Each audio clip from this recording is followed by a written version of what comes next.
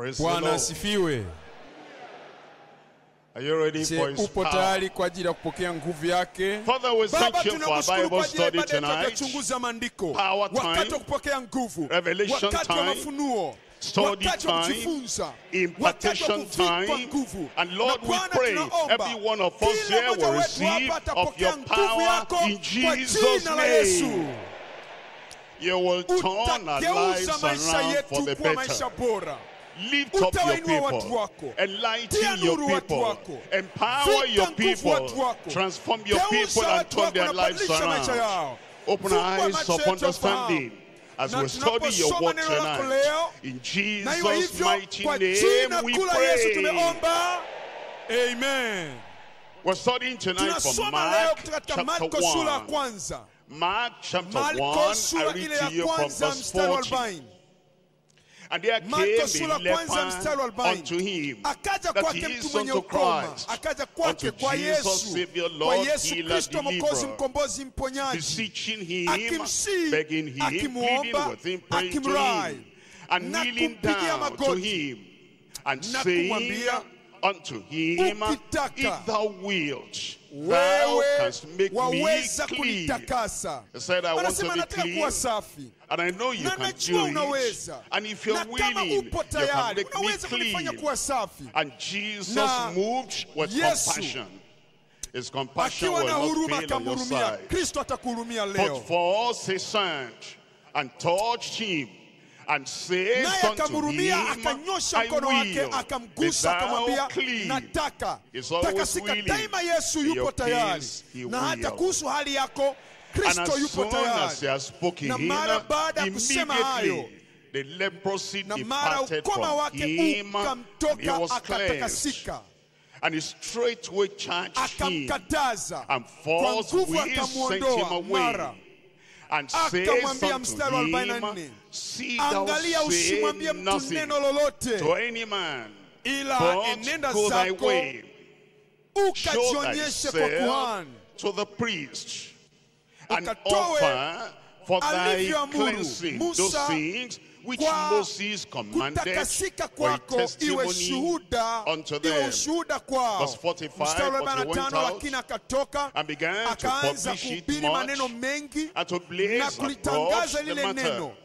It's so much that Jesus could no more openly enter into the city, but was without in desert places, and they came to him from every quarter. Tonight, the topic is the testimony of a cleansed leper to the whole nation. The testimony of a cleansed leper to the whole nation. This cleansing of the leper is very instructive. And it's a lot to learn, a lot to glean, a lot to receive from the passage. Each sinner has a lot to learn here. Each believer has a lot to learn here. The whole church has a lot to learn here. And the nation of Israel in particular. That's why Jesus said, go show yourself to the priest. And then the priest, having examined you, I will see that you are clean. It will be a testimony to them to pass on to the whole nation. That's how significant this miracle of the cleansing of the leper is. We learn from here, number one, he came, he pleaded, he prayed. If we're going to receive the touch of the Lord, if we're going to receive his cleansing, there must be that volition within us, and that decision within us. We come, we plead, we pray. That's what he did. Number two, he knelt down and he worshipped in humility. He said, I'm not worthy, I'm a leper, I'm outside the camp. I'm unclean. I should not come to your presence. He knelt down and he worshipped him because he knew he wasn't qualified. When we come to the presence of the Lord, and we want to receive cleansing, forgiveness, salvation, freedom, deliverance, healing, miracle, a turning around of everything in our lives, we need to come before the Lord, kneeling, worshiping, all in humility. Number 3, he was specific in prayer. Make me clean. His prayer was not like a general nebulous thing that went all over and was scattered about. Bless me, say what you want. He was specific and definite. He said, if thou wilt, thou can make me clean. What do you need? Salvation, be definite. You have guilt in your heart, and you want a release from that guilt, be definite. There's accusation of the enemy of the devil, and he's throwing arrows of accusation at you. You're bad, you're evil, you're rejected, you'll die, you'll go to hell, and all that confusion is there, and you want peace of mind, assurance that the love of God is still for you. Be very definite and specific. It was. Number 4, he expressed faith in Christ's power. He expressed faith in Christ's power. He said, I don't know of any other leper you have healed since you started, but I know you will do it for me. I'll be number 1. There's somebody there number 1 today. He said, I've not seen any other leper. I read about them in the Old Testament. I heard about Naaman, I heard about this and that, but me now, I've not seen in my generation, and I will be the number 1. He expressed his faith in Christ's power. When you come to the Lord, you express your faith. And you say, Lord, I know you can do it. And if thou be willing, you can make me clean. And thank God you are clean tonight. Number 5, the Lord reveals his will and his willingness. You must hear from the Lord. You want salvation, is it his will? Of course. You want to go to heaven, is it his will? Of course. You want deliverance, is it his will? Of course. You want a breaking of every yoke and the destruction of all the power of the devil in your life. You must be sure of the will and the willingness of the Lord. And the Lord Jesus Christ expressed his will and willingness, I will without fear. Number 6, the miracle of cleansing was real and verifiable. The miracle of cleansing was real and verifiable. That's why I said, go show yourself. Leprosy had eaten off your fingers, and leprosy had eaten off your lips, and leprosy had removed your eyelids, and leprosy had made your flesh like the flesh of a frog. Now you come to me and you are healed. Go show yourself. The fingers are back. The color is back. The complexion is back. And the kind of frog-like skin, everything has become smooth. This is real. And this is verifiable. Go show yourself unto the priest. The miracle you receive tonight and every time you pray, the miracle is going to be verifiable. This miracle was verifiable. Number 7, it was to be a testimony to the whole nation, and this is the Christ our Savior. And your testimony will go far and wide. The Lord is going to do something for you that will not be confined in the locality of your family. It will go to every place of your community in Jesus' name. Somebody there shout amen. The testimony of a cleansed leper to the whole nation. 3 things we're looking at tonight. Number 1, the plague and the desperation of an unclean leper. The plague and the desperation of an unclean leper. It was the plague of leprosy. And there was nobody that could heal him. And there was only one in the nation. His name Jesus Christ. And because of that, the man was desperate. This is my day. I must touch him today. This is your day. You must touch him today. Number two, the power and the demonstration of an uncommon liberator. Uncommon liberator. Jesus Christ is not comparable with any other one. He's unique. He is uncommon. It's incomparable. And we have here point number two, the power and the demonstration of an uncommon liberation. Now number three is the pain of disobeying our uncompromising Lord. The pain of disobeying our uncompromising Lord. The leper was a stranger to Christ. He was meeting Christ for the first time. And Jesus Christ gave him a command. He couldn't understand. And he didn't ask for an explanation of that commandment. Maybe the commandment might be strange to you, unknown to you. Because Jesus said, don't tell any man now. Just go your way straight to where the high priest is. And you tell the priest there, and it will be a testimony for them to be able to tell the whole nation. And the man did not understand. In the joy of the miracle, he forgot everything that Jesus said, and he placed it abroad and published it everywhere. And then we'll see the consequence that Jesus Christ could no more come to the people because they were mobbing from every place. So he went away, and the people had to go far away to search for him, to seek for him, and to touch him too.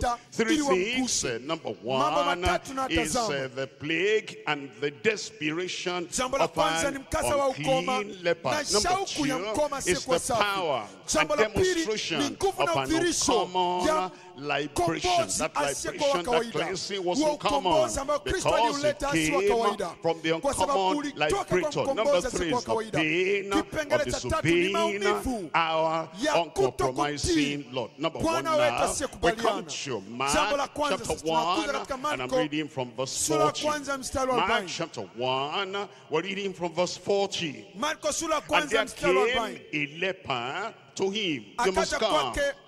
You must exercise your will.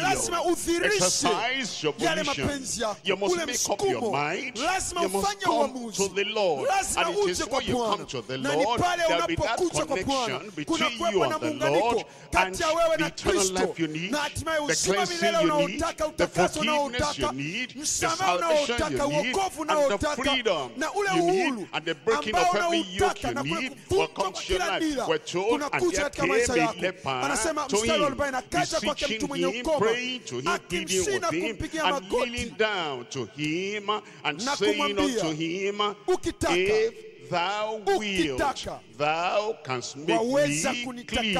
Come to Luke chapter 4 and verse 27. Luke chapter 4. I'm reading from verse 27.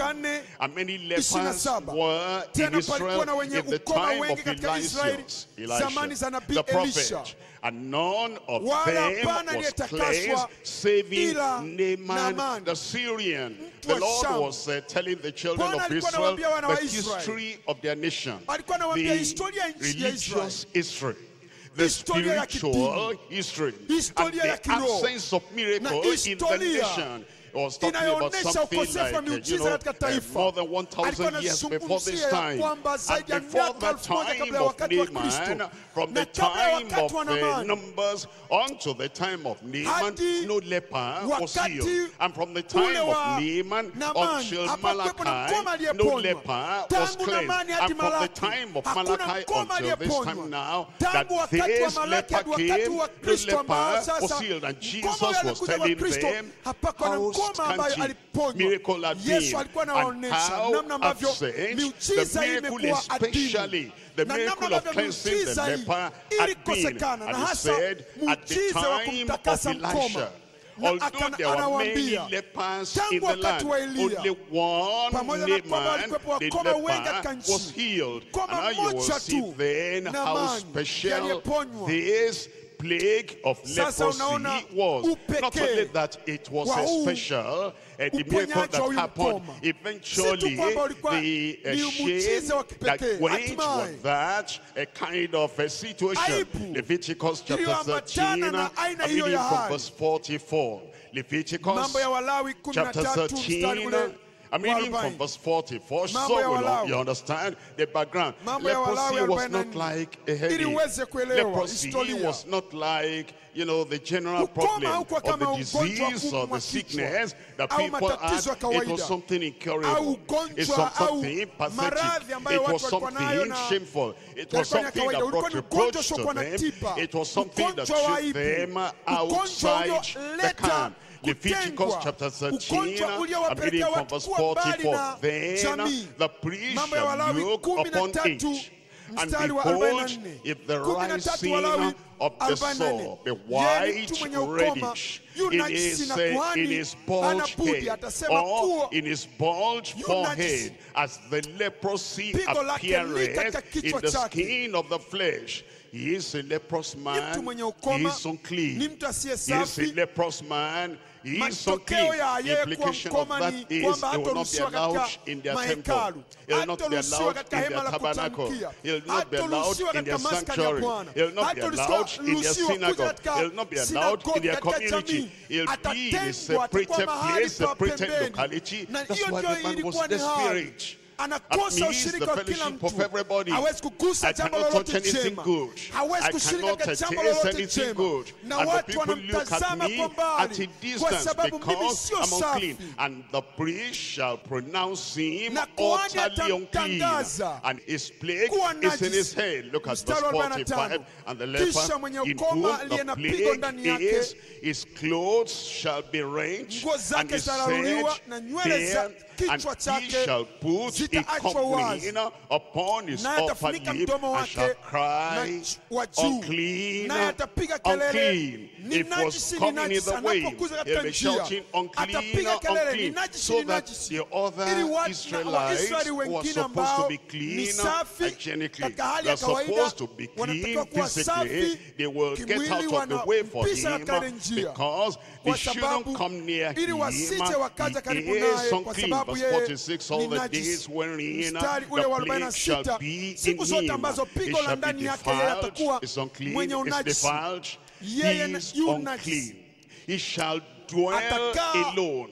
He shall dwell alone. Wife cannot be with him, or husband cannot be with her, children cannot be with him. Why? Because it's contagious. It will get on them. It will contaminate them. And so he will be defiled, and he shall be alone. Dwell alone. Without the camp shall his habitation be. He will miss the beauty of everything around, because he's confined somewhere, because of the plague of leprosy. You can tell them, why was the spirit? I must get rid of this problem. Is there any problem in your life? The people know, and then they avoid you, and they keep you at a distance, and you must come to realize that if the Lord is going to take that away, you must do as this leper did. You understand? It's a plague. You understand? This makes you desperate, and this makes people look at you and keep you at arm's length, at a distance. But today, the Lord will break that yoke. The Lord will bring cleansing, and the Lord will bring a turning around in Jesus' name.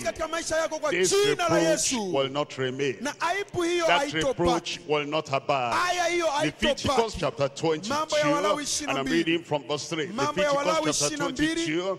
And we're looking at verse 3. Say unto them, whosoever he be of your seed among your generations, that goeth unto the holy thing which the children of Israel shall hallow unto the Lord, having his uncleanness upon him, that soul shall be cut off from my presence. I am the Lord.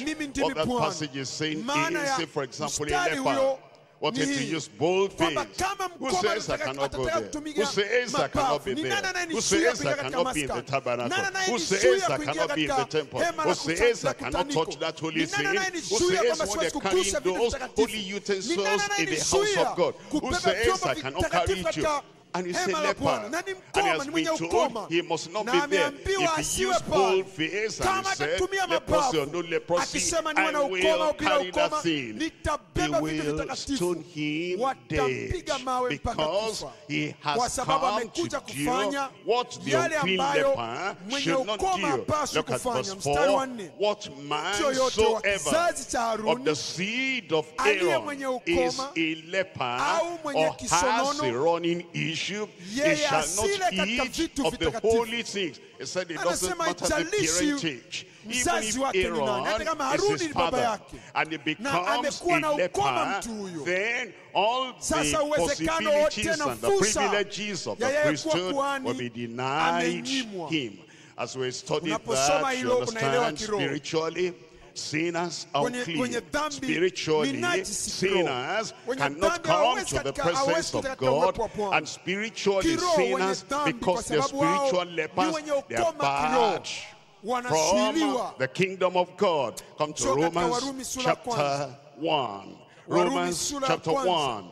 What we've seen in the physical, we now want to see in the spiritual. Unclean, unclean, and therefore the sinner, unclean, defiled, unrighteous, unholy, unacceptable, is kept at a distance. He cannot be in the presence of the Lord in his holy, eternal, everlasting sanctuary. We're coming to Romans chapter 1 verse 24. Therefore God also keep them up to uncleanness, uncleanness, unclean character, unclean language, unclean behavior, unclean conversation, unclean lifestyle. He gave them over to uncleanness through the lust of their own hearts, to dishonor their own bodies between themselves, who changed the truth of God into a lie, and worshipped and served the creature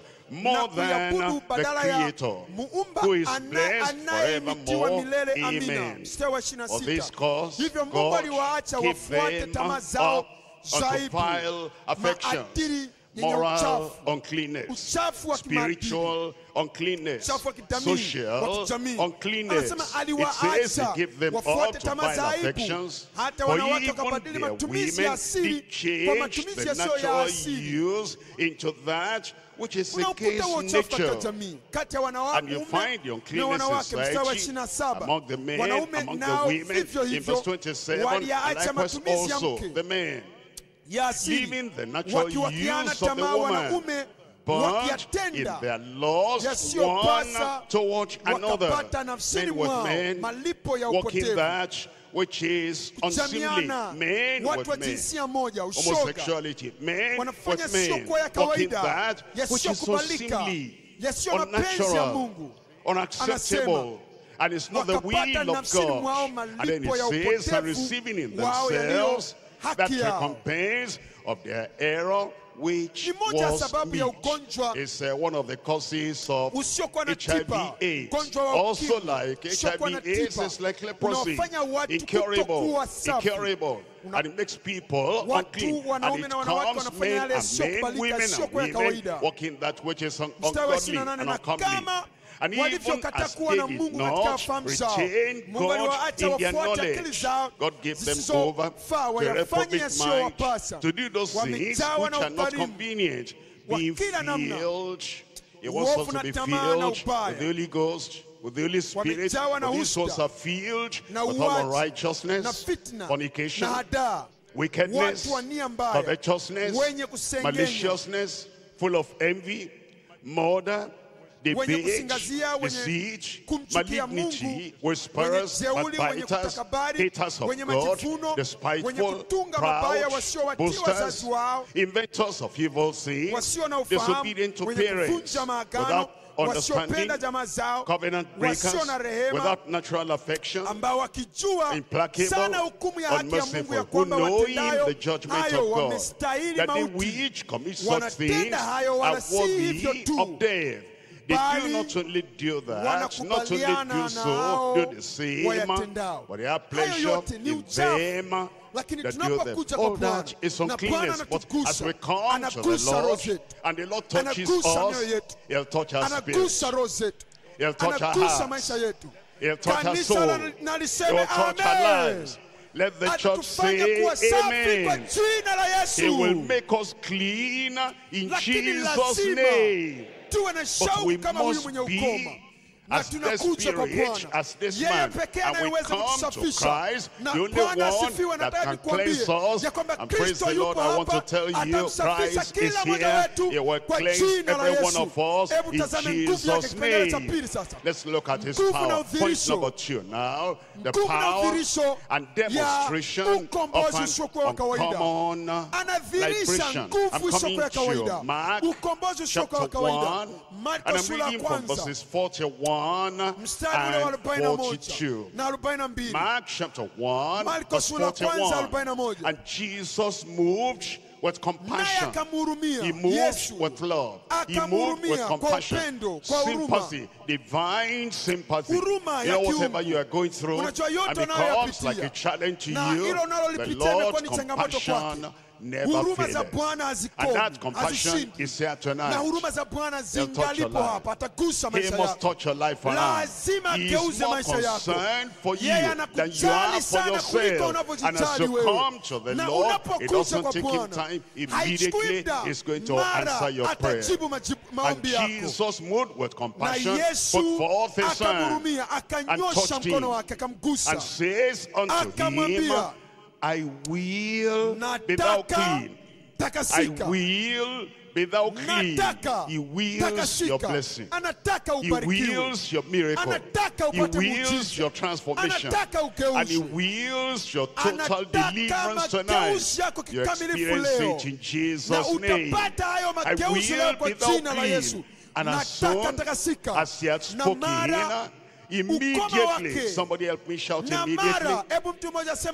As Jesus changed, as his power changed, as his compassion changed, they'll manifest that today. Immediately, the leprosy departed from him, and he was cleansed. And he was cleansed. I want you to understand, Jesus does not restrict himself to one method. And there are people that do not understand how Jesus works. They say, let Jesus touch me through the preacher. Let him lay hands on me so that I will know. I will feel that strength of the hand laid on me. And then the problem will go. Let's see that Jesus is not limited or restricted to just one method of cleansing the leper. We're coming to Luke chapter 17. Luke chapter 17. I read from verse 12. And he entered. Who is the he that entered? Jesus Christ into a certain village, and there met him. Tell me. 10 men that were lepers, which stood afar off. If it's only one leper, cleansing is sure. If they are 10, he doesn't have to touch them one by one by one by one. All of them, one word will cleanse everyone. And all of us here tonight, he doesn't have to come one by one. One word will cleanse us all. And one word will deliver us all. He's going to do it for you. And he will do it for me. And we do it for every one of us. And then we're told in verse 13, and they lifted up their voices, and they said, Jesus, Master, have mercy on us. Have you noticed? They prayed differently. The other man said, Lord, if thou wilt, thou canst make me whole. You can make me clean. Did he say that? You don't have to copy the prayer of another person. Pray as it comes out of your heart. God understands everybody's language. He understands your language. He understands your desire. And praise the Lord is going to give attention to you today. They said, Jesus, Master, have mercy on us. Look at verse 14. And when he saw them, he said unto them, go show yourselves to the priest. He didn't say, be thou clean. He didn't say, receive your miracle. He didn't say, yes, I will be thou clean. But he said, go, show yourself to the priest. But you know, if you're going to show yourself to the priest, it means that you're cleansed. It means that you're healed. And it came to pass that as they went, tell me, as they went, tell me, they were cleansed. Can I tell you, as we are going back home, that miracle will reach you. As we are going back home, that prayer you are praying, don't say, I didn't get anything, I didn't get anything. You will get something. As they went, they were cleansed. And you see the method of Jesus Christ. We're coming to Matthew chapter 9. Matthew chapter 9, and I'm reading from verse 33. Matthew chapter 9, we're reading from verse 33. In verse 33, and when the devil was cast out, and they don't speak, the multitudes marveled, saying, it was never so seen in Israel. This cleansing of the leper too, it was never so seen in Israel. It's been a long time now since the time of Naaman. It's not been seen like this in Israel. A new day has come for you. A new year has arrived for you. You will smile and laugh and rejoice this year. What has never been seen in your personal life and your family, it was never so seen in this community. You'll be the carrier of the miracle power of God in Jesus' name. Mark chapter 2, and I'm reading from verse 12. Mark chapter 2, I'm reading from verse 12. And immediately he arose and took up his bed. This is the man that 4 people had to carry. He was helpless. He was hopeless. And they were desperate. And they came to the Lord Jesus Christ. They couldn't enter in. And so they went to the room and removed one of the tiles and then dropped him in the presence of Christ. Once you come to the presence of Christ, all your problems are solved. Spiritual problems, they are solved. Physical problems, they are solved. Matrimonial problems in your marriage, they are solved in Jesus' name. That difficulty that is peculiar and you are even ashamed to tell anybody, tell Jesus, he'll take it away. I said tell Jesus, he'll take it away. And it says, and when I went forth before them all, is so much that they were all amazed, and they glorified God, saying, we never saw it on this fashion. What happened to this man? They never saw it on this fashion. Cleansing has come. I said purification has come. He will purify us. He will cleanse us. If you have seen the kind of leper and leprosy we're talking about, their skins are not smooth. And they lose feeling, they lose sensitivity. Because of that, they can scratch something here, and their hands might be getting hot, they won't feel it. And they can chop off the tips of their fingers, and they will not feel it because of not having any feeling. And they can use any kind of material. If they are having something itching them, they can scrub that place until blood is coming now, and they have no feeling of pain. That's why, as he came and he said, you can make me clean, the Lord actually made him whole. And spiritually, what he had done for him in the physical is good for us spiritually. For me, you will do it. There's no impossibility in your spiritual life. Maybe you have a particular problem. The habit has become something that you're not sensitive of, and yet it's destroying your prospect, it's destroying your future. Praise the Lord tonight. Or cleanse you. And you don't have to pray long prayer and cry and shout and roll on the ground. Very simple. Lord, if thou wilt, thou canst make me clean. And people say, is that all the prayer you can pray? He has answered that prayer. Psalm 51. Psalm 51. I'm reading from verse 2. Psalm 51, verse 2. It says, wash me thoroughly from my iniquity. Cleanse me from my sin. Cleanse me from my sin. Let's come to verse 7. Touch me with hyssop, and I shall be clean. Wash me, and I shall be whiter than snow. No matter how we have been, and no matter how polluted we have been, and no matter how unholy we have been, and no matter how unrighteous we have been, cleansing has come today. Purging has come today. And renewal has come today. And righteousness has come today for every one of our lives in Jesus' name. I'm coming to verse 10. Look at verse 10. It says in verse 10, create in me a clean heart, oh God. The heart is unclean, the heart is defiled, the heart is spotted, and the heart is kind of unrighteous. But he says, you bring that to the Lord, and you say, cleanse me and renew a right spirit within me. And thank God to be done. For me, it will be done. I said, for me, it will be done. He will cleanse everyone. He will wash everyone. And he will set everyone free from everything that is unclean in Jesus' name. Isaiah chapter 6. And I'm reading here from verse 5. Isaiah chapter 6. And we're looking at it from verse 5.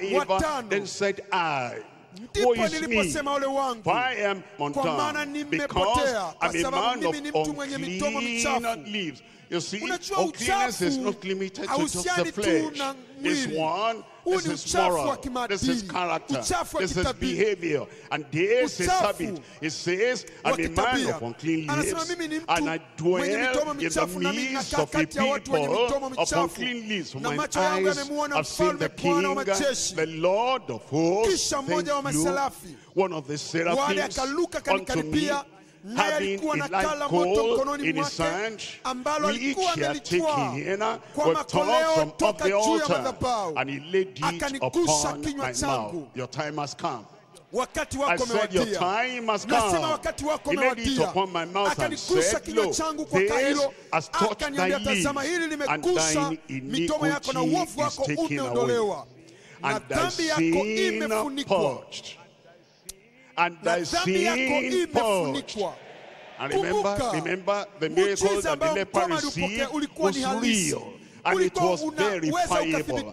And the miracle of cleansing, of renewal, of revival, of a total washing and being made whole that you receive tonight will be real and verifiable in Jesus' name. Your wife can tell. Your husband can tell. Your children will notice. And your parents will notice that the cleansing has come, the miracle has come, and it's been done. Verifiable in your life in Jesus' name. I'm looking at chapter 36 of Ezekiel. Ezekiel chapter 36, 25. Then will I sprinkle clean water upon you, and you shall be clean. See, the Lord is not only thinking of cleanliness or cleansing of the leper, he's thinking of all the cleansing of everyone. And he says, I'll pour clean water upon you, sprinkle clean water upon you, and you shall be clean. Then it says, from all your filthiness and from all your idols, I will cleanse you. From all idols and from all filthiness, some dirty things, you want to get rid of them, and you're having difficulty getting rid of them yourself. Tonight, cleansing has come for you. In your heart also will I give you, and in your spirit will I put within you. I will take away. I will take away. He's the one to do it. He will do it tonight. I will take away the stony heart out of your flesh, and I will give you an heart of flesh. Did you say amen to that? And I will put my spirit within you and cause you to walk in my statutes, and you shall keep my judgments and do them. Cleansing has come. I said cleansing has come. Our soul will be cleansed. Spirit will be cleansed. Heart will be cleansed. Life will be cleansed. And our church will be clean. Ephesians chapter 5 verse 26. Ephesians chapter 5 verse 26. That he might sanctify and cleanse it with the washing of water by the word, that he might present it to himself a glorious church. This sanctification, a glorious church, is deeper, higher, greater cleansing than we got before. He says that he might present it to himself a glorious church, not having spot or wrinkle or any such thing, but that it should be holy and without blemish. Who wants to be without blemish? Without wrinkle, without any dirt? You'll be as white as a lily. Your life will be as white as that of the lily. He'll do that for us in Jesus' name. 1 John chapter 1. In 1 John chapter 1, I read from verse 7. 1 John chapter 1 verse 7. But if we walk in the light, as he is in the light, we have fellowship one with another. And the blood of Jesus Christ, his son, tell me what he'll do for you. Cleanses us from all sin. Cleanses us from all sin. Verse 9, if we confess our sins, it's faithful and just to forgive us and to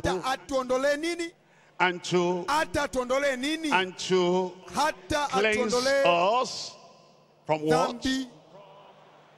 From all unrighteousness. Are you expecting any stain of unrighteousness to remain in your life? God forbid, He will cleanse us all. Revelation chapter 19. I read from verse 7. Revelation chapter 19, verse 7. Let us be glad and rejoice and give honor to Him, for the marriage of the Lamb is come, and His wife has made herself ready. You'll be ready. I'll be ready. The rapture is about to take place. We'll all be ready in Jesus' name. And to her was granted that she should be arrayed in fine linen, clean and white. Clean and white. For the fine linen is the righteousness of the saints. It's a gift coming from the Lord, and it's a gift He will give you and give me and give all of us. He'll do it tonight in Jesus' name. Mark chapter 1. We come to point number 3 now. In Mark chapter 1. The pain of disobeying our uncompromising Lord. We need to pay attention to this, because maybe you can't understand this one. And you will call this disobedience. You'll see why it's disobedience. It tells us in chapter 1 of Mark, I'm reading from verse 43.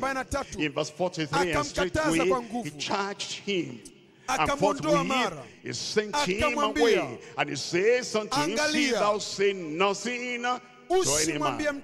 See thou say nothing to any man, but go thy way, and show thyself to the priest, and offer for thy cleansing those things which Moses commanded for a testimony unto them. Look up here. Here is the situation. This cleansing of leprosy has not happened to any Israelite from the time the law of dealing with leprosy came, except Miriam, as they were journeying to Canaan land. Miriam and Aaron said what they shouldn't have said, and the Lord came in wrath and indignation, and leprosy came upon Miriam, and it took Miriam out of the camp, and they waited for 7 days until she was cleansed, and the cleansing was confirmed, and she came back and they journeyed on. Apart from that, only Naaman was a Syrian. He wasn't an Israelite. And when Naaman was cleansed, he didn't go to see any of the priests or high priests in Israel, because he wasn't an Israelite. And after that time, this was the first person in centuries, many years, more than 1,000 years, that this cleansing now happened, since the law of the cleansing of the lepers was given in Leviticus chapter 13, chapter 14. And so, if this man had done what Jesus told him to do, number one, they were surprised. How could this happen? For thousands of years, this has not happened. This will be a testimony to them that this is not an ordinary prophet who has done this. It's not an ordinary preacher who has done this. It will show them this is the Messiah. It will show them this is the Christ. And they will be forced to announce to the nation that the Messiah had come. That's why Jesus told him, don't cause confusion. Don't tell anybody. Go right to the priest and tell them. And all that Moses had prescribed that should be done, do it. Then it will be a testimony for them. As we look at this passage, very important, number one, the peculiarity of silence before the people. Before the people, don't say anything, don't tell anyone anything. The peculiarity of silence before the people. Number two, the purpose of showing himself to the priest. The purpose of showing himself to the priest. Number three, the publicity that separated the Savior from the populace.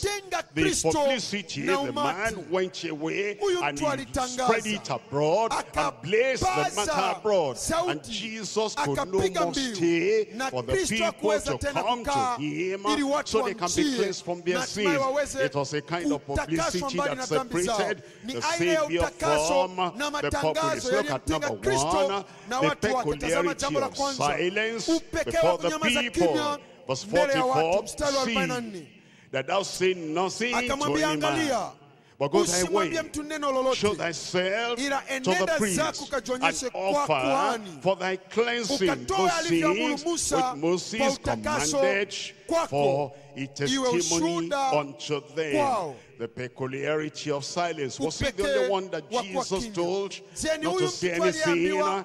After they had seen a marvelous miracle, look at Matthew chapter 17 verse 9. Matthew chapter 17 verse 9. Here is the Mount of Transfiguration experience. And since Moses died, nobody had seen him on earth. And since Elijah went to heaven, nobody had seen him on earth. But Jesus Christ was now here, the very Son of God, our Messiah, the exalted King. And as he was on the Mount of Transfiguration, Moses showed up, and Elijah showed up. And the disciples, 3 of them, Peter, James, and John, they saw them. And they were surprised. And Peter even said, let us leave this place. This is a glorious place. Let's make 3 tabernacles, one for you, one for Moses, and one for Elijah. And then they departed, they went to heaven. And the voice of God said, this is my beloved Son, in whom I'm well pleased. Hear ye him. Look at verse 9 now. Matthew chapter 17, verse 9. And as they came down from the mountain, Jesus charged them. He said, the lepers, saying, tell the vision to no man until the Son of Man be risen again from the dead. Why? Because if they now went out saying something has happened, here is the Christ. If you didn't know before, here is he. Even Moses came. Even Elijah came. The children of Israel prematurely, they might trust at him, wanting to make him a king, and he might not go to Calvary, so that he was sacrificed for the sin of the whole of humanity. Therefore Jesus said, it's peculiar. The peculiarity of silence before the people. We're coming to Luke chapter 8. Luke chapter 8. I'm reading from verse 54. Luke chapter 8, reading from verse 54.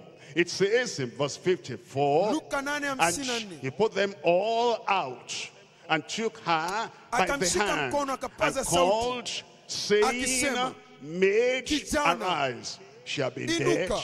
And Jesus went there and then raised her up, and her spirit came again. And she arose straightway and commanded to give her meat.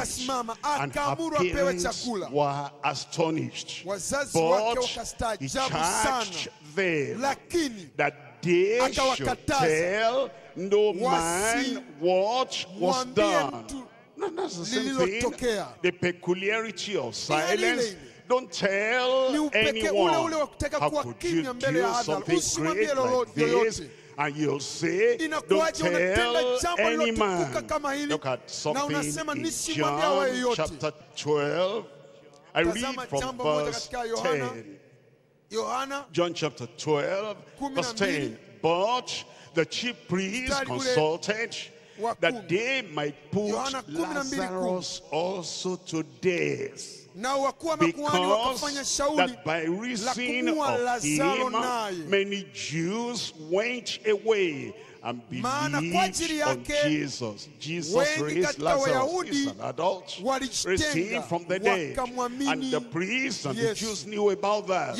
And they said, what else are we expecting? This is the Christ. This is the Messiah. This is the prophet. And they believed on him. And that angered the Pharisees. And they said, we're going to kill that Lazarus. And so, when he raised that 12-year-old daughter of Jairus, a little child, not to bring that child to the problem of all these Pharisees, he said, keep quiet about this, let this child have a happy life, a peaceful life, and live a life, and so say nothing to anyone about it. Number one, the peculiarity of silence before the people. There might be situations here today that, somebody hears the word of God and is in the midst of the people that are very serious about another kind of religion. But this person says, I know I'm a child of God now. Jesus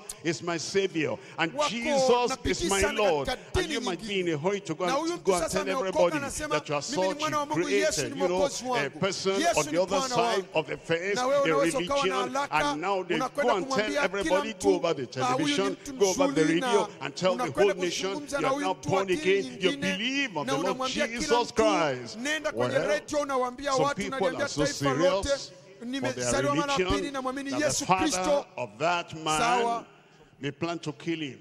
And the people, community of that man, may plan to kill him because he is a crossover from this side to this side. And here is one of the situations where wisdom will come. If this man tells the testimony and he blesses it abroad, you see it for the danger of his life. You still want to encourage him and disciple him and make him strong before he knows how to do it. and publicize it, and the people, his people, will know it gradually, and they will understand he has now come to the Lord Jesus Christ. And the urgency of the kind of thing that comes to them as a shock, all that will go down gradually, and now you can publicize it everywhere. So point number one there is a peculiarity of silence before the people. Number two, the purpose of showing himself to the priest. Let's come back to Mark chapter 1.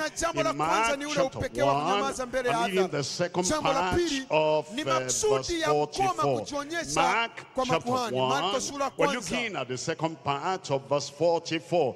It says, but go thy way, show thyself to the priest, and offer for thy cleansing those things which Moses commanded for a testimony unto them. Actually, there's going to be a greater publicity, a more effective publicity, because he'll tell the priest, and the priest will say, come, we'll never say anything like this before.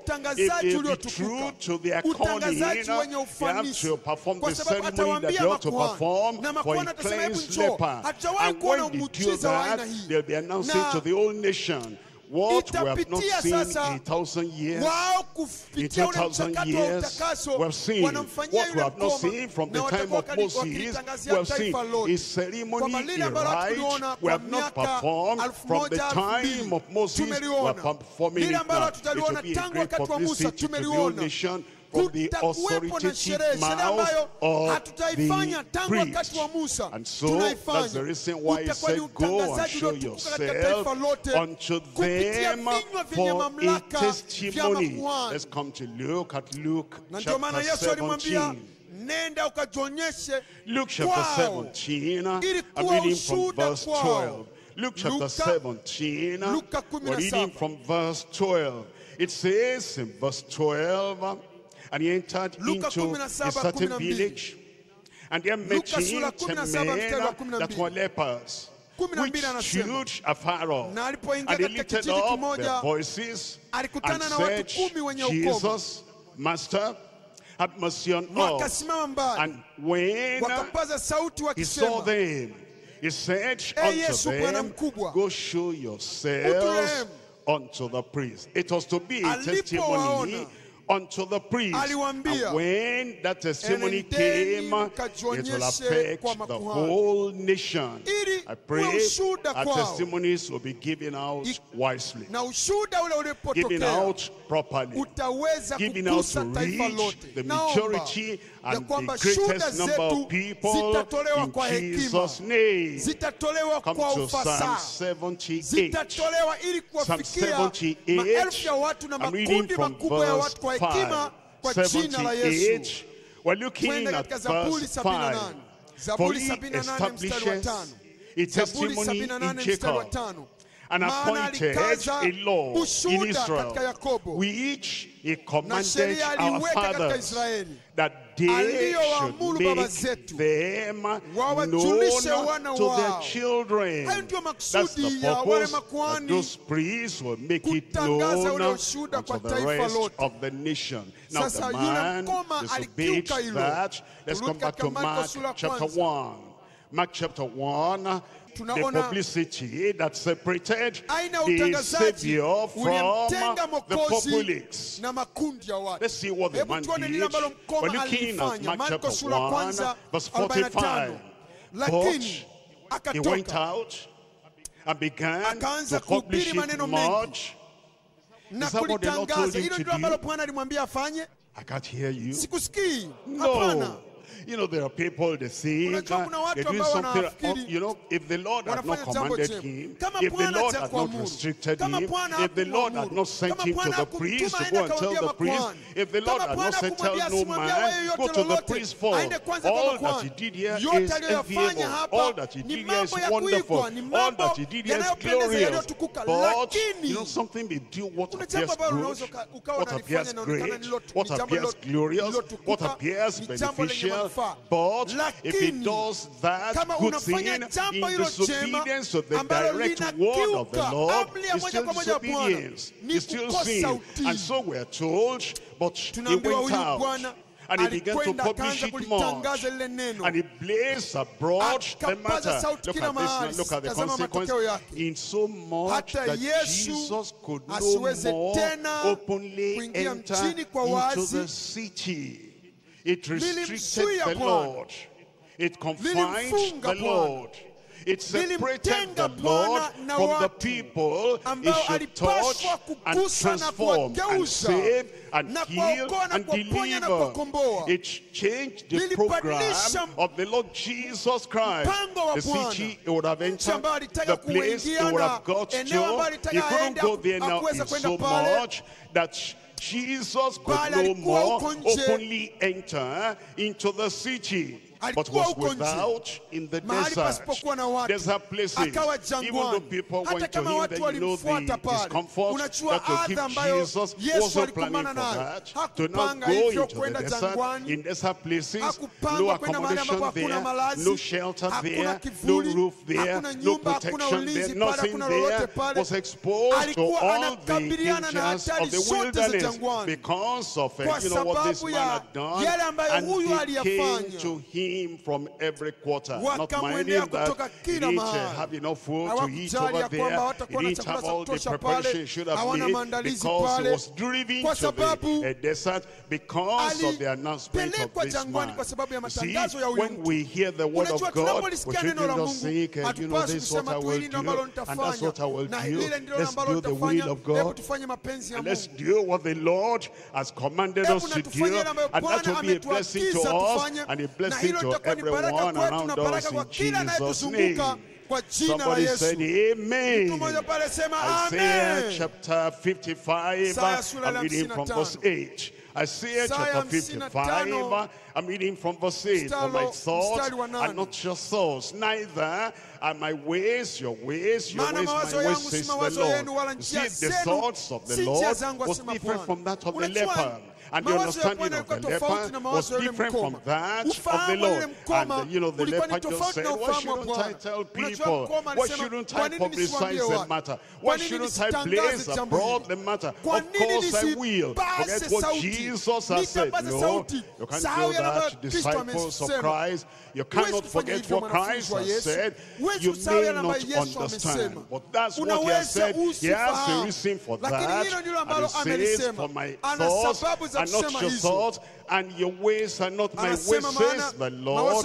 For as the heavens are higher than the earth, so are my ways higher than your ways, and my thoughts higher than your thoughts. Will follow the thoughts of the Lord. We'll follow the way of the Lord. And that way of the Lord, we're going to follow, and we're going to benefit from that in Jesus' name. But you know now, after that leper, after that he died on the cross, and after he was buried, and after he rose again, he's giving us another commission, another commandment. He's not telling us, like he told the lepers, don't tell any man, go to the priest. He said, go into all the world and preach the gospel to every creature. Now everybody will hear. I said now everybody will hear. But you know the problem for some people, when Jesus said, don't say anything, they go out and publicize. And when Jesus said, arise, move out, and go and publicize, then they keep quiet. He has given us our own commission. He has given us our own commandment. He has given us what we ought to do. And what he has told us to do, we will do. Somebody there, I will do. He sent us to go out and to go forth and to do and to publicize the matter. As he saved you, tell everyone.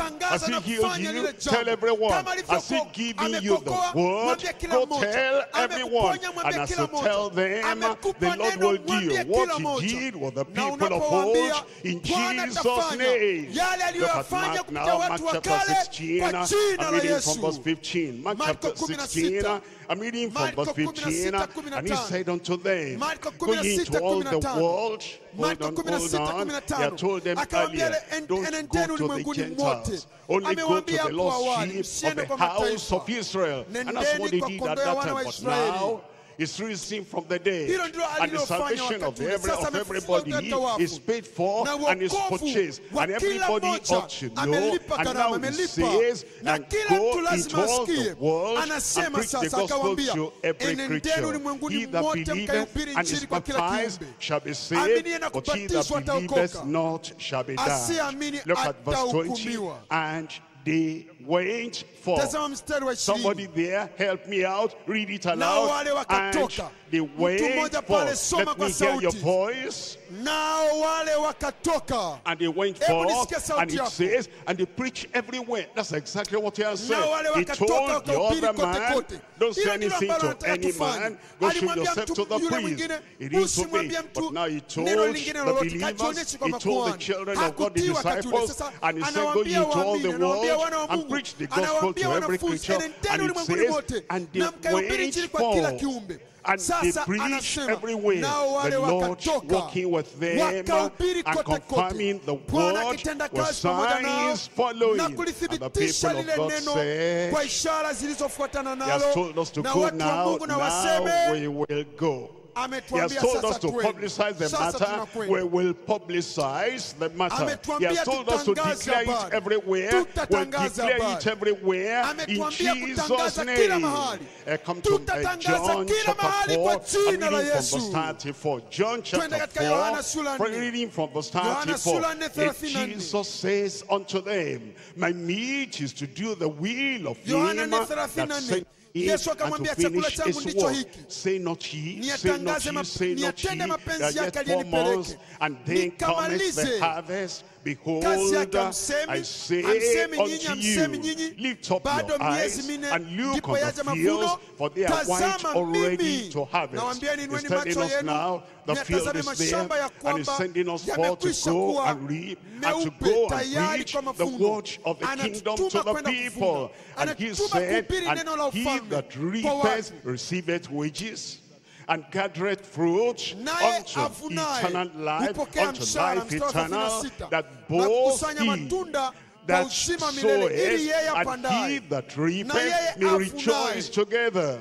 And herein is that saying fulfilled, one soweth, and another reapeth.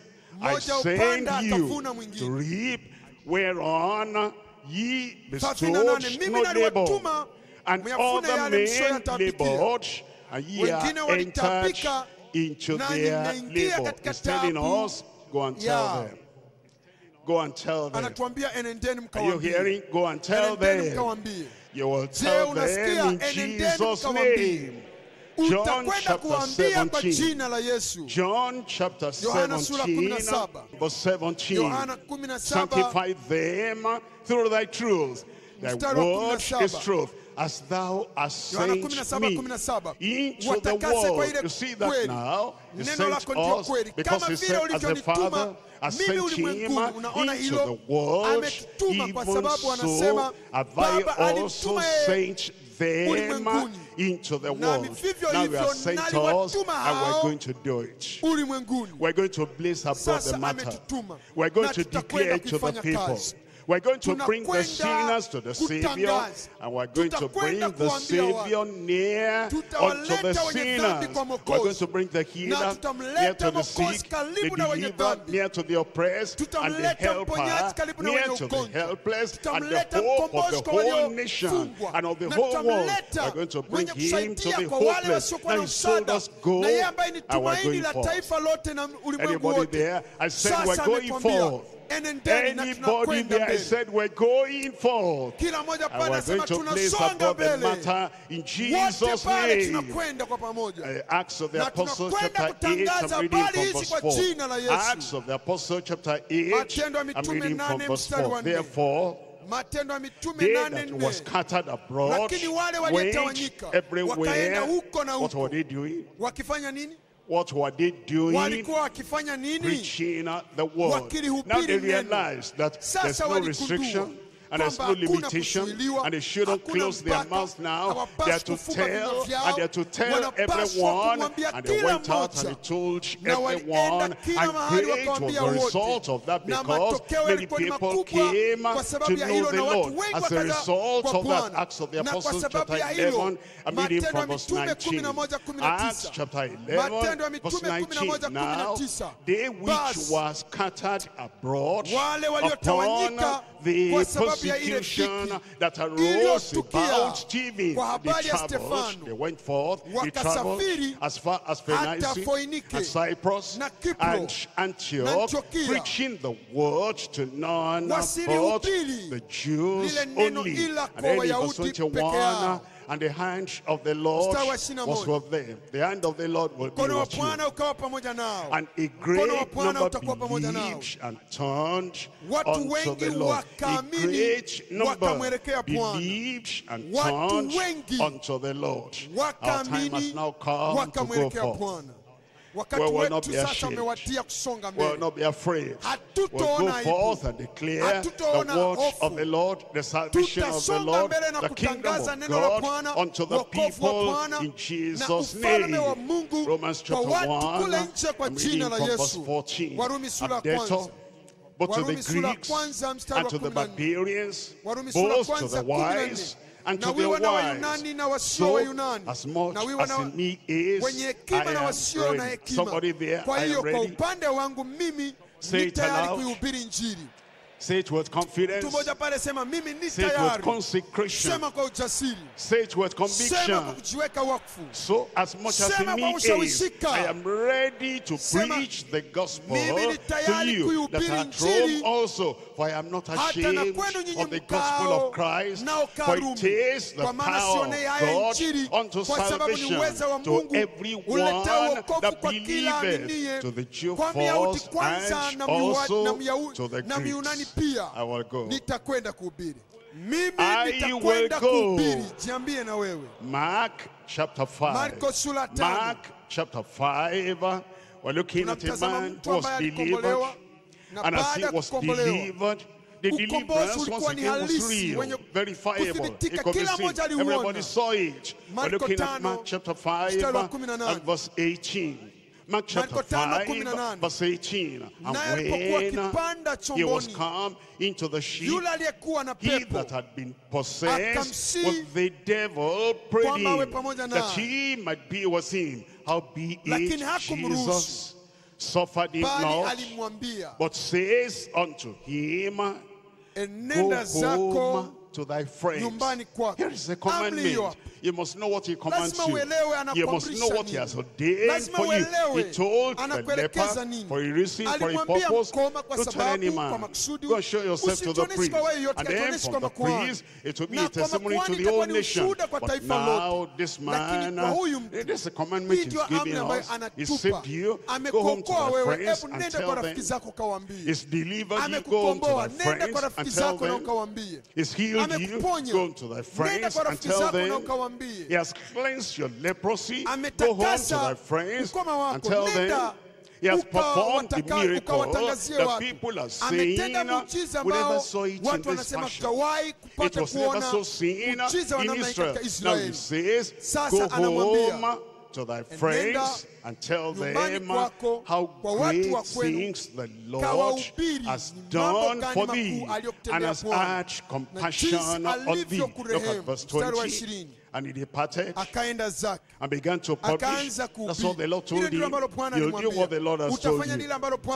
You'll do what the Lord is telling you.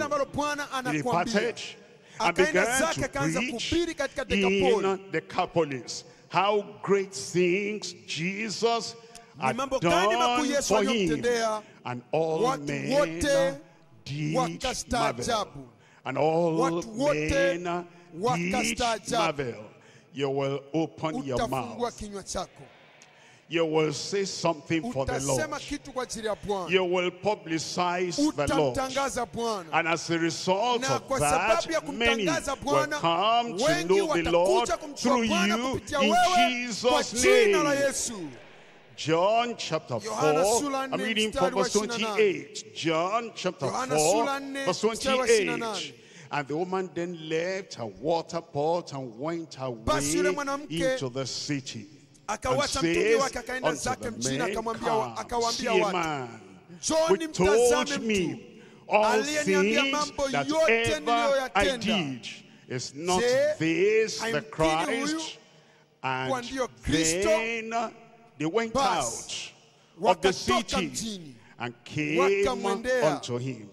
Will you bring somebody to Christ? I said, will you bring somebody to Christ? Will you bring your community to Christ?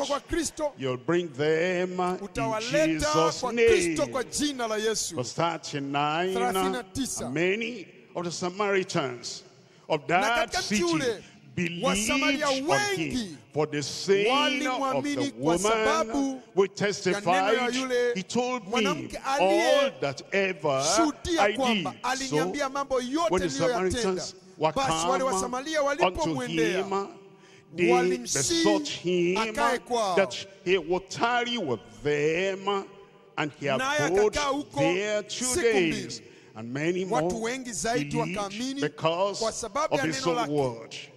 And said unto the woman, now we believe. That's what they were saying. After your testimony, that's what they will say. After your declaration, that's what they will say. And many more believed. And they said to the woman, now we believe, not because of thy saying, for we have heard him ourselves, and know that this is indeed the Christ, the Savior of the world.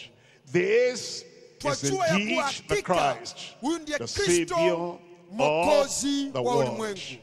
It will touch you tonight. It will cleanse you tonight. It will heal you tonight. It will deliver you tonight. But now, after the healing, the salvation, the righteousness, the renewal, the revival, it's now giving us the word. Go back home and tell your friends what he has done for you. Lord, I will. Lord, I will. Say it aloud. Lord, I will. Rise up and receive, and then you will go out and reveal. Rise up and receive. It's here today. It's here today. Where 2 or 3 are gathered in my name, there I am in the midst of them. And Jesus has not changed. He's still the same. He saves, he heals, he delivers, he sets free, and he's going to do it for you tonight. Open your mouth and tell the Lord, oh Lord, I'm here. You know that leper prayed. He said, Lord, if thou wilt, thou canst make me clean. If thou wilt, thou canst make me free. If thou wilt, thou canst make me whole. If thou wilt, thou canst make me totally recovered. Tell the Lord tonight, he'll touch your soul. He'll touch your spirit. He'll touch your heart. He'll touch your body. Ask him, ask him.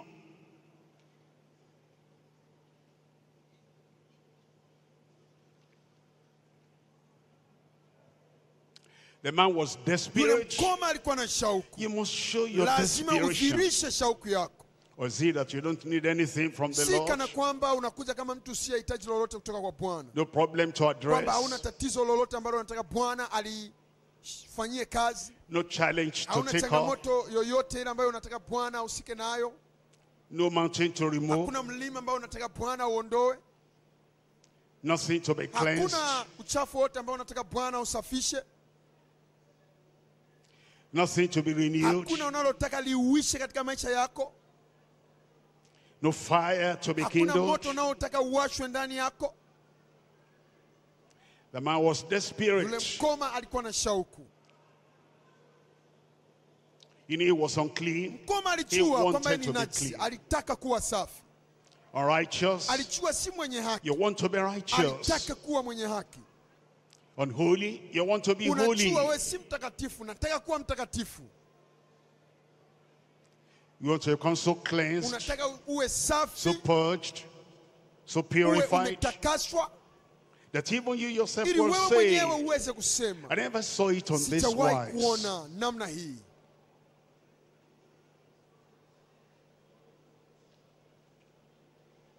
He'll do it for you. He specializes in cleansing the unclean. Kuwasafisha wasio safi. He specializes in bringing hope to the hopeless. Kuleta tumaini kwa wasio na tumaini. Help to the kuleta helpless. Msaada kwa wasio na msaada. Salvation to the sinner. Wokovu kwa mwenye dhambi. Recovery to the lost. Kurejeshwa kwa waliopotea. Deliverance to the oppressed. Ukombozi kwa waliosetwa. He specializes in removing mountains. Katika kung'oa milima. Century-old mountain. Millennium-old mountain. Milima iliyodumu. He specializes in removing them. Amebobea kuondoa hiyo milima.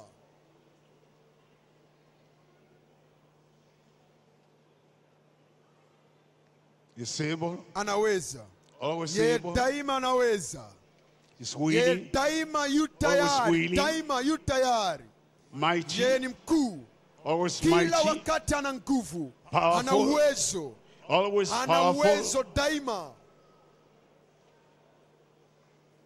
He saves. Anaokoa. Still does Angali today. anafanya hivyo leo.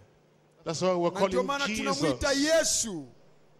That's why we call him Savior. Savior. Mokozi. When we call him Jesus Yesu Savior, Mokozi, we call him by his name. Kwa jina lake. And whosoever shall call on the name of the Lord shall be saved. He sanctifies.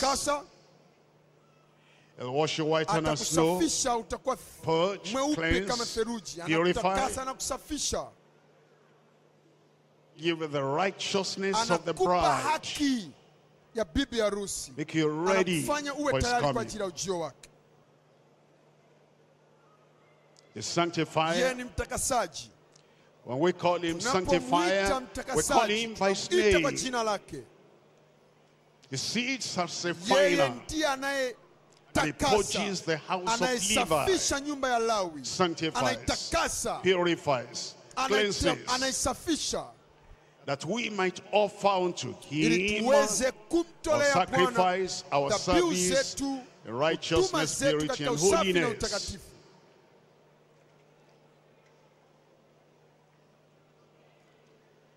He empowers, revives, renews us in the Spirit by the outpouring of the Spirit. Give that will that can make me whole. And he says, I will. Behold. If thou wilt, thou canst make me righteous. I will be righteous. If thou wilt, thou can make me strong. I will be strong. If thou wilt, thou can make me bold and courageous and fearless. Yes, I will. Be bold, be courageous, be fearless. Is all in all for us. Is all in all for you. He wills your strength. He wills your upliftment. He wills your holiness. He wills your healing. He wills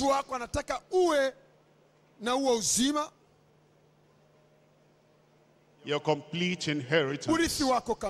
Yes, he wills. Tell him.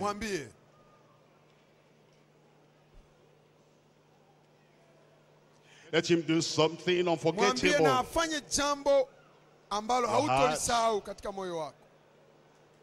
On your tongue, your habit, your behavior, your Christian experiences,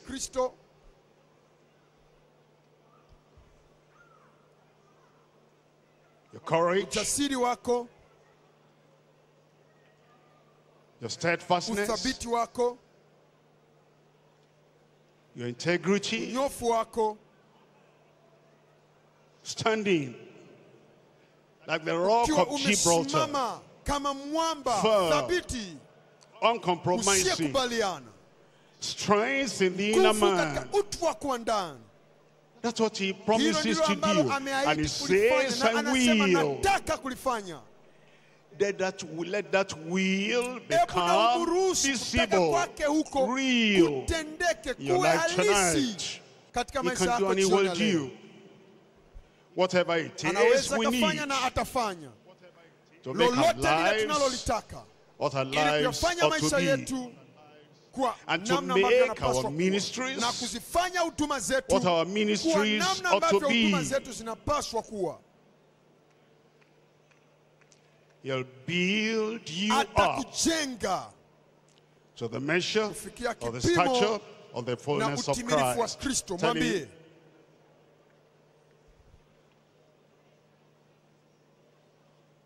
he answers prayer.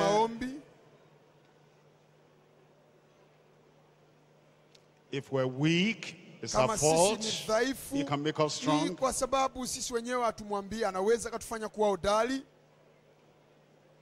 If we're powerless, it's our fault. And put his dynamite within us.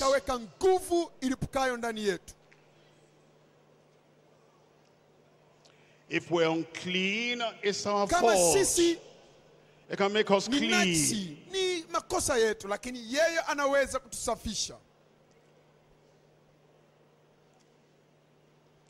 If we lack backbone, we cannot stand. We're like jellyfish. Push us a little, we're down. Little temptation, we're down. It's our fault. Can give us backbone and strength. Strength of character. Stability and stamina. You can do all things needed by all people that call upon him.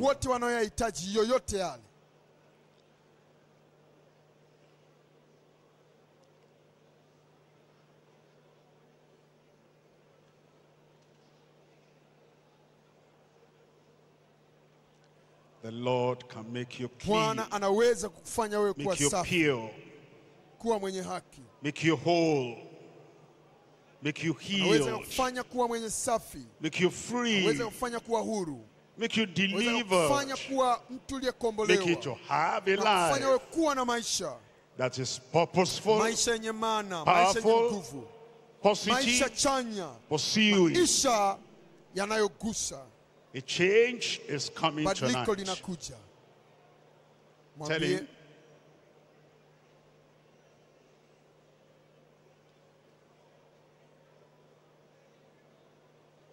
Thank him now. Thank him now. Thank him now. Thank him now.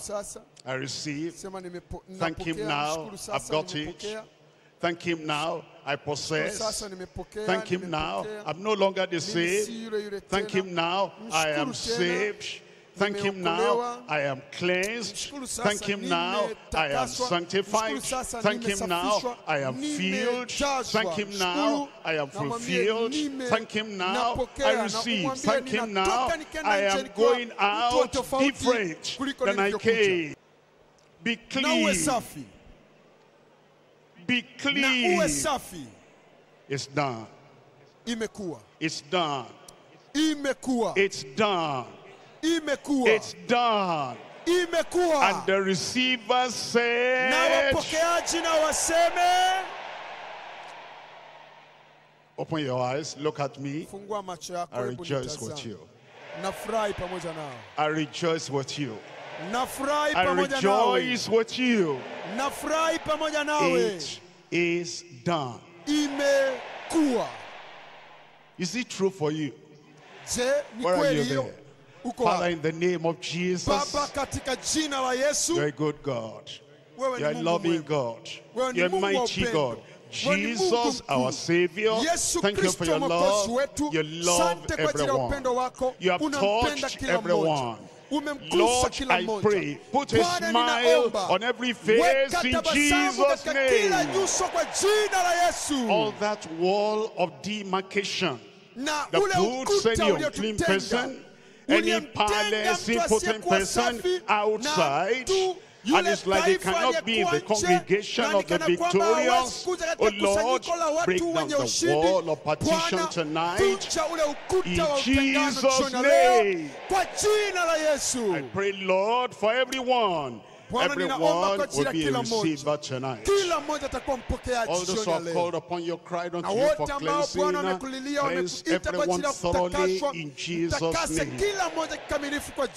Save everyone with assurance in Jesus' name. Sanctify everyone with verifiable sanctification in Jesus' name. Empower everyone. Embolden everyone. Energize everyone with visible courage and boldness in Jesus' name. Give everyone assurance that everyone's prayer has been answered. Let there be a confirmation in every life. And as your people go, your joy will go with them. Your assurance will go with them. The testimony will go with them. And when they tell people, they bring many to their knees before the Lord to worship in Jesus' name. Joy in every heart. Assurance in every heart. Power and courage in every heart. And boldness to face society in every heart in Jesus' name. What you have done will be permanent. Thank you because we know you have answered. In Jesus' name we pray.